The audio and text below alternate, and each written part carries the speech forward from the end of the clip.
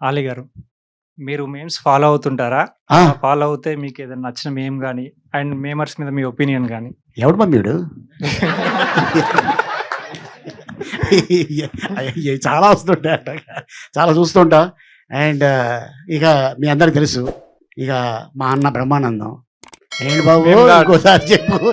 ఇక ఆల్మోస్ట్ పక్కపక్కనే మేమిద్దరం ఉండేది. యాహ్! షేర్ చేసుకుంటుంటాం.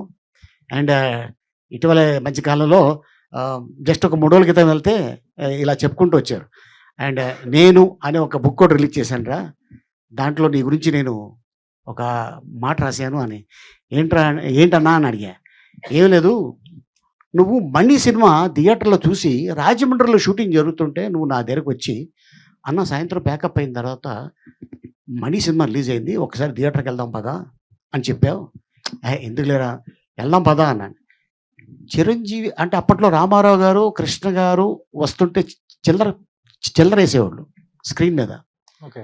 తర్వాత చిరంజీవి గారు, బాలకృష్ణ గారు, నాగార్జున గారు, వెంకటేష్ వస్తే చిల్లరేసేవాళ్ళు. బ్రహ్మానందం వస్తే చిల్లరేస్తున్నారు. ఆ షాక్ అయిపోయి బ్రహ్మానందం గారిని ఆటోలో ఎక్కించుకొని తీసుకెళ్ళి సినిమా చూపించా. అన్న నీ ఎంట్రీ చూడు ఎలా ఉంటుందని. చూసి ఆయన కన్నీళ్ళు పెట్టుకున్నాడు. అది నా గురించి బుక్‌లో రాశాడు. అది నిజంగా నా అదృష్టవంతుడు.